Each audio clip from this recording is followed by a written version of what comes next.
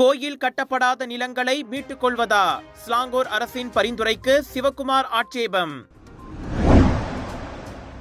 கவிஞர் கண்ணதாசன் பிறந்த நாளை முன்னிட்டு ஜோஹரில் இலக்கிய சொற்பொழிவு. 120 ஆண்டுகள் பழமையான பத்துபரண்டாம் ஸ்ரீ சுப்பிரமணியர் தேவஸ்தானத்தின் 5வது மகா கும்பாபிஷேகம். 2025 உலக டொரியான் போட்டியில் அரசன்களின் அரசன் பட்டத்தை வென்ற மலேசியாவின் மூசாங் கிங். ஸ்லாங்கூரின் ஃப்ரீம் வனப்பூங்காவுக்கு யுனெஸ்கோவின் உலக பாரம்பரிய தலமாக அங்கீகாரம்.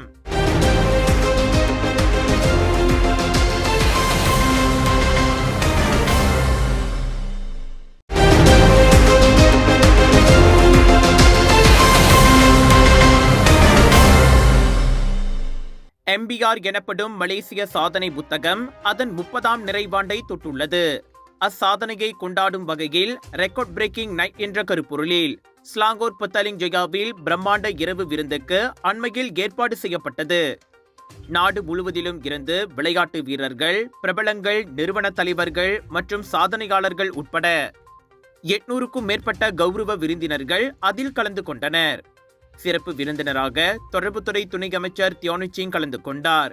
MBR தலைவர் டத்துஸ்ரீ மைக்கேல் தியோவும் உடனிருந்தார். மலேசிய சாதனை புத்தகம் இதுவரை 17 பதிப்புகளில் 8800 சாதனைகளை அங்கீகரித்துள்ளதை தியோனிச்சிங் தமதுரையில் பாராட்டினார். விழாவில் சிறப்பம்சமாக பல்வேறு துறைகளில் தேசிய சாதனைகளை வைத்துள்ள 91 பேர் கௌரவிக்கப்பட்டனர். அதோடு எவரெஸ்ட் மலையேறிய முதல் மலேசியர் என்ற பெருமையை பெற்ற டத்தோ M மகேந்திரன் உட்பட பல மலேசிய சாதனையாளர்களின் ஊக்கமளிக்கும் சிறப்பு நேர்காணல்கள் விழாவை மேலும் சிறப்பித்தன. அதே சமயம் ஆகஸ்டில் பர்னாமாவில் ஒளிபரப்பாக உள்ள மலேசியா லுவார் பியாசா எனும் தொலைக்காட்சி தொடரின் முன்னோட்ட காட்சியும் விழாவில் திரையிடப்பட்டது. டத்தோ மகேந்திரன் உலகத்தரம் வாய்ந்த கோபுர ஓட்டப்பந்தய வீரர், சோவை சிங், SD ரோசியம் போன்ற வெற்றிகரமான உள்ளூர் நிறுவனங்கள் உட்பட 30 முதல் 40 மலேசிய சாதனையாளர்களின் ஒரு சாதனை பயண தொடராக இது ஒளியேறும். இத்தொடர் வெறும் பொழுதுபோக்கு அம்சம் மட்டுமல்ல, தங்கள் சாதனைகள் மூலம் நாட்டை பெருமைப்படுத்திய மலேசியர்களுக்கான ஒரு அங்கீகாரம் என துணை அமைச்சர் தியோனிச்சிங் தெரிவித்தார். பினாங்ல உங்களுக்காக 9 இருந்து 13 ஜூலை வரைக்கும் 100க்கும் அதிகமான most favourite and delicious food festival நடத்துறோம். வரீங்களா? லஞ்ச், டின்னர் அங்கே ஃபைன் டைன் பண்ணலாம். குனாஃபா, பானிபூரி, பிரியாணி, சீஸ் நாச்சோஸ், ரகமாய் உணவுகள், wedding collections, sari collections, ladies boutique and designer collection, லட்சக்கணக்கான ஐட்டம்ஸ் கொட்டி கிடக்குது. The best part is 80% வரை டிஸ்கவுண்ட். நம்ம கலர்ஸ் ஆஃப் இந்தியா தான் கொண்டு வராங்க. Northern international Indian expo, Aeon Big, Seberang Jaya, பினாங்ல. ஆலயங்களை கட்டுவதற்கு ஒதுக்கப்பட்ட நிலங்கள் மேம்படுத்தப்படவில்லை என்றால் அவற்றை மீண்டும் எடுத்துக்கொள்ளும் ஸ்லாங்கூர் அரசின் பரிந்துரைக்கு மஹிமா தலைவர் டத்தோ N சிவக்குமார் ஆட்சேபம் தெரிவித்துள்ளார். முஸ்லிம் அல்லாத வழிபாட்டு தலங்களை கட்டுவதற்கு மாநில அரசு வழங்கிய நிலங்களை குறித்த காலத்திற்குள் மேம்படுத்தாவிட்டால் அவை திரும்ப பெறப்படும் என ஊராட்சி, சுற்றுலா ஆகிய துறைகளுக்கான ஸ்லாங்கூர் ஆட்சிக்குழு உறுப்பினர் டத்தோ எங் சுயிலிம் பரிந்துரைத்துள்ளார். இது ஒரு தவறான யோசனையாகும் என அந்த மலேசிய இந்து ஆலயங்கள் மற்றும் இந்து அமைப்புகள் பேரவையின் தலைவர் சுட்டிக்காட்டினார். ஆலயங்களை கட்டுவதற்கு நிலம் ஒதுக்கினால் மட்டும் போதாது, நிதியும் ஒதுக்கப்பட வேண்டும்.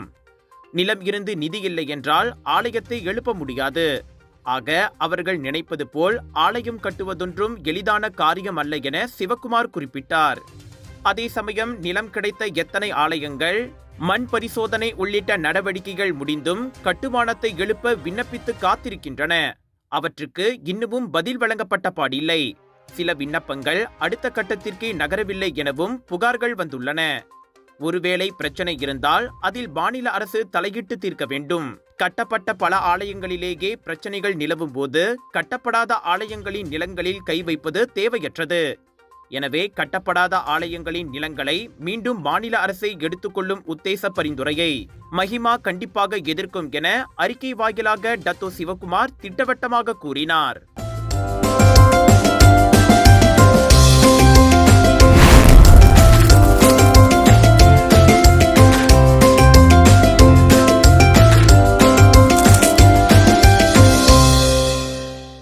உங்கள் சிறந்த ஆரோக்கியத்திற்கு அளவான எண்ணெயுடன் சிறந்த முறையில் தயாரிக்கப்பட்ட சைவம் அசைவத்திற்கும் பொருந்தும் சூப்பர் ஊறுகாய், பச்சை கொடி சிவப்பு மீன் சின்னம் கொண்ட ஸ்ரீ மீனாட்சி ஊறுகாய். மலாக்கா பத்துபரண்டாமில் 120 ஆண்டுகள் பழமை வாய்ந்தது ஸ்ரீ சுப்பிரமணியர் தேவஸ்தானம்.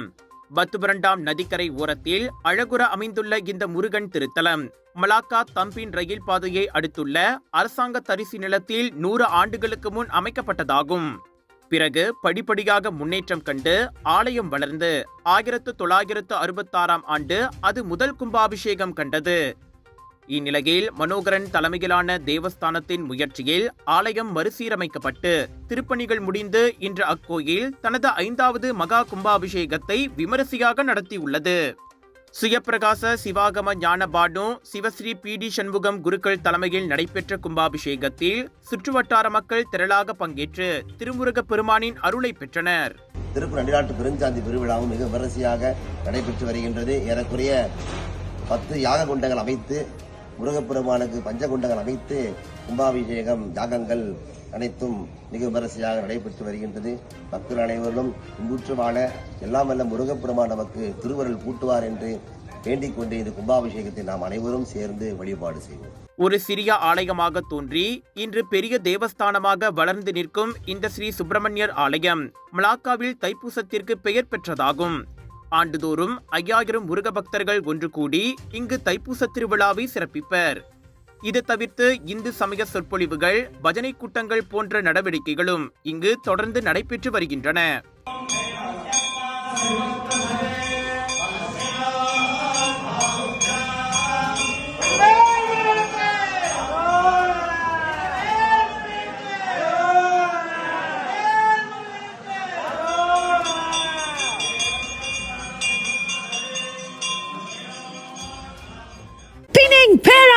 மக்களே, உங்களுக்காக அதிரடியாக கலர்ஸ் ஆஃப் இந்தியாவின் northern international Indian expo Aeon week Penang Perai Seberang Jaya பினேங்கில் 9 ஜூலை தொடங்கி 13 ஜூலை வரை ஆடை அணிகலன்கள், ஃபுட் ஃபெஸ்டிவல், கலகலனு எல்லாமே ஒரே கூரையின் கீழ். மலேசிய கலைஞர்களுடைய படைப்பு, விஜய் டிவி புகழ் கலைஞர்களுடைய படைப்பு, இப்படி எல்லாமே தூள் கிளப்ப போதுங்க.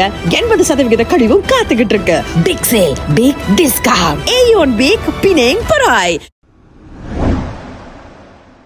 ஜூன் 24 கவிஞர் கண்ணதாசன் அவர்களின் பிறந்த நாளை ஒட்டி நேற்று சனிக்கிழமை ஜோஹர் கூலாய்புசார் தமிழ் பள்ளியில் கண்ணதாசன் சொற்பொழிவு மிக சிறப்பாக நடைபெற்றது. கூலாய் ஸ்ரீ சங்கீதா பிரியா நற்பணி மன்றத்தின் ஆதரவில் ஆசிரியர்கள் மலர்குடி மற்றும் மீனா இவ்விழாவுக்கு ஏற்பாடு செய்திருந்தனர். ஜோஹர் மாநில கல்வி இலாக்காவின் தமிழ் பள்ளி மற்றும் பாலர் பள்ளி உதவி இயக்குனர் ரவிச்சந்திரன் நிகழ்வுக்கு தலைமை தாங்கினார். கண்ணதாசன் பாடல்களில் காலத்தை வென்று நிற்கும் காதலும் தத்துவமும் என்ற தலைப்பில் தமிழ் பள்ளிகளின் முன்னாள் அமைப்பாளர் ஆசு பாஸ்கரன் சொற்பொழிவாற்றினார். காதல் பாடல்களையும் கவிஞர் கண்ணதாசனின் ஆழமான அர்த்தங்கள் பொதிந்த தத்துவ பாடல் வரிகளையும் அழகாக எடுத்து கூறியும் பாடியும் பாஸ்கரன் விளக்கமளித்தார். பேதை போல விதி செய்தது. ஏன்னா நம்முடைய பெண்களுடைய பருவங்கள் 7 பெண்களை 7 பருவமாக பிரிக்கலாம். பேதை, பெருமை, மங்கை, மடந்தை, அறிவை, தெரிவை, பேரிளம் பெண். இந்த படத்தில் அவங்க சின்ன பிள்ளைமே நடந்துக்குவாங்க, மனநிலை பாதிக்கப்பட்டு. ஸ்ரீதேவி அப்போ பேதை என்ன வயசு தெரியுங்களா? 5லேருந்து 7 தான் பேதை. அதான் அந்த சொல்ல அங்கே பேதைன்னு போட்டார்.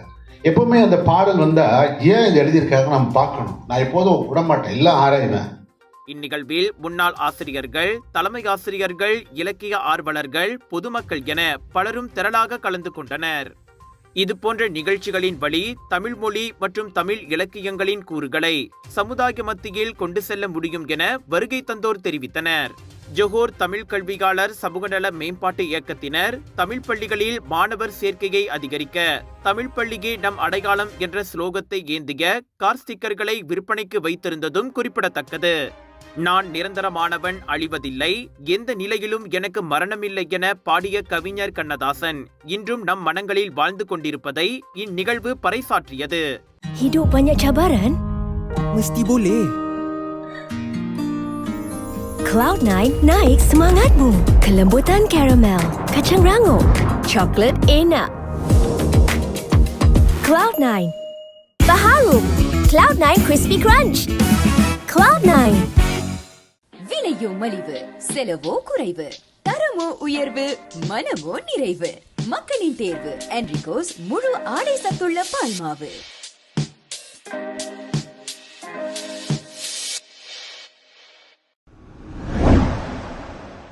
பழங்களின் அரசன் என்ற பட்டப்பெயருக்கு சொந்தமானவை டொரியான் பழங்கள். இதில் யாருக்கும், குறிப்பாக மலேசியர்களுக்கு மாற்று கருத்தே கிடையாது. இந்நிலையில் அந்த அரசன்களுக்கெல்லாம் அரசன் என்ற பட்டத்தை மீண்டும் ஒருமுறை உறுதி செய்துள்ளது மலேசியாவின் மூசாங்கிங் டொரியான் பழங்கள். ஸ்லாங்கோர் பாங்கி கோல்ஃப் ரிசார்ட்டில் நடைபெற்ற 2025 உலக டொரியான் போட்டியில்தான் மூசாங்கிங் அம்மகுடத்தை சூடியது. பினாங்கு முதல் ஜொஹூர் வரை, பஹாங் முதல் கெடா வரை மலேசியாவின் 96 மிக சிறந்த டொரியான் பழ வகைகள் போட்டியில் பங்கேற்றன. உணவு நிபுணர்கள், சமையல்காரர்கள் மற்றும் டொரியான் பிரியர்களை உள்ளடக்கிய நடுவர்கள் இனிப்பு, கசப்பு, நறுமணம் மற்றும் தனித்துவமான கிரீம் தன்மை ஆகியவற்றை ஒருங்கே கொண்ட டொரியான் பழங்களை தேடினர். துப்பாய் கிங், தேக்கா, கிம்ஹோங், D13 போன்ற முன்னணி டொரியான் வகைகள் கடும் போட்டியை கொடுத்த போதும் தனித்துவமிக்க மூசாங்கிங்கின் அருகில் கூட அவற்றால் வர முடியவில்லை. கடைசியில் வீகோ ஃபார்ம் தோட்டத்தில் விளைந்த இனிப்பான கிரீம் போன்ற அலாதி சுவையுடன் கூடிய தங்க நிற மூசாங்கிங் டொரியான் பழங்கள் மிக சிறந்த டொரியான்களாக வாகை சூடின. விவசாயம் மற்றும் உணவு உத்தரவாத அமைச்சர் டத்தோஸ்ரீ முகமது சாபு அந்நிகழ்வில் சிறப்பு வருகையாளராக கலந்து கொண்டு அரசன்களுக்கெல்லாம் அரசன் பட்டத்தை மூசாங்கிங்கிற்கு வழங்கினார். மூசாங்கிங் தவிர்த்து பிளாக்தோன், D24 உள்ளிட்ட மலேசிய டொரியான்களும் உலகளவில் புகழ் பெற்றவையாகும்.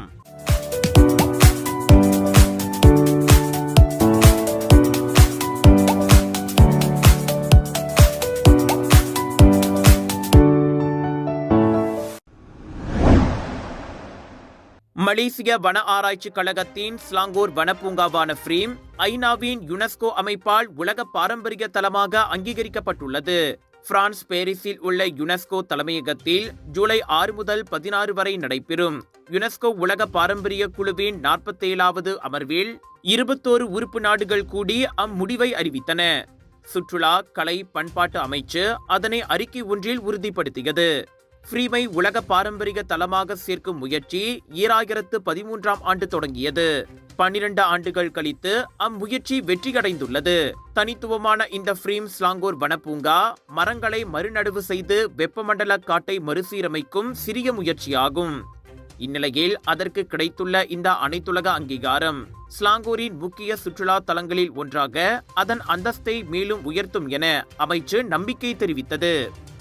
அதுவும் 2025 ஸ்லாங்கோருக்கு வருகை தாருங்கள் ஆண்டு, 2026 மலேசியாவுக்கு வருகை தாருங்கள் ஆண்டு பிரச்சார இயக்கங்களுக்கு இது பெரும் ஊக்குவிப்பாக அமையும். வெளிநாட்டு சுற்றுப்பயணிகளை கணிசமாக கவர்ந்து பொருளாதாரத்தை ஊந்த செய்யும் என அமைச்சு கூறியது. யுனெஸ்கோவின் இப்புதிய பட்டியலின் மூலம் மலேசியா இப்போது 6 உலக பாரம்பரிய தலங்களை கொண்டுள்ளது. ஏற்கனவே கினாபாலு பூங்கா, குனோங் முலு தேசிய பூங்கா, மலாக்கா நீரிணையின் வரலாற்று நகரங்களான மலாக்கா மற்றும் ஜார்ஜ்டவுன், லெங்கோங் பள்ளத்தாக்கு தொல்பொருள் பாரம்பரியம், குவானியா தேசிய பூங்கா தொல்பொருள் பாரம்பரியம் ஆகியவை அப்பட்டியலில் இடம்பெற்றுள்ளன.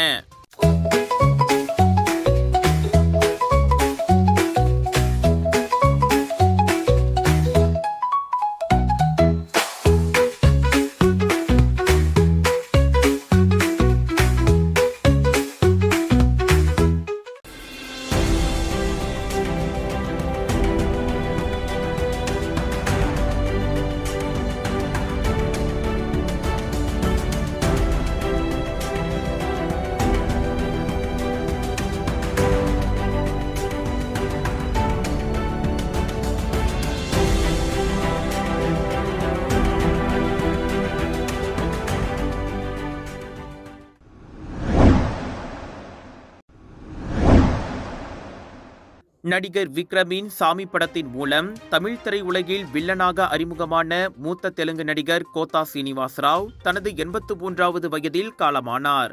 நீண்ட காலமாகவே உடல்நலம் பாதிக்கப்பட்டிருந்த அவர் ஹைதராபாத்தில் உள்ள தனது வீட்டில் இன்று காலை உயிரிழந்தார். 1978ஆம் ஆண்டு தெலுங்கு திரையுலகில் நுழைந்த கோத்தா சீனிவாசராவ் தெலுங்கு, தமிழ், கன்னடம், ஹிந்தி ஆகிய மொழிகளில் இதுவரை 750க்கும் மேற்பட்ட படங்களில் நடித்துள்ளார். பெரும்பாலும் கொடூர வில்லனாகவும் சில சமயங்களில் நகைச்சுவை கலந்த வில்லனாகவும் ரசிகர்களை மகிழ்வித்துள்ள இவர் குணச்சித்திர நடிகராகவும் பல படங்களில் முத்திரை பதித்துள்ளார். தமிழில் திருப்பாச்சி, குத்து, கோ, சகுனி போன்ற படங்களிலும் நடித்துள்ள கோத்தா சீனிவாசராவ் ஆந்திராவில் சட்டமன்ற உறுப்பினராகவும் இருந்துள்ளார். 2015ஆம் ஆண்டு பத்மஸ்ரீ விருதையும் வென்றவருமான கோத்தா சீனிவாசராவின் மறைவுக்கு திரையுலகினர் இரங்கல் தெரிவித்து வருகின்றனர். டாக்டர் அப்பாராவ் சன்னாசையின் த ரப்பர் எஸ்டேட் பாய், பால்வெட்டியின் மகன், பல்கலைக்கழக விரிவுரையாளரான சுயசரிதை. இவரின் மகள் டாக்டர் நிஷாந்தி அப்பாராவ் கைவண்ணத்தில் உருவான டிவினிட்டி இன் டைவர்சிட்டி, 108 இந்து தெய்வங்களின் சுருக்க கதை. தந்தை மகள் படித்திருக்கும் இந்த சிறப்புமிகு நூல்களை உடனே வாங்கி படியுங்கள்.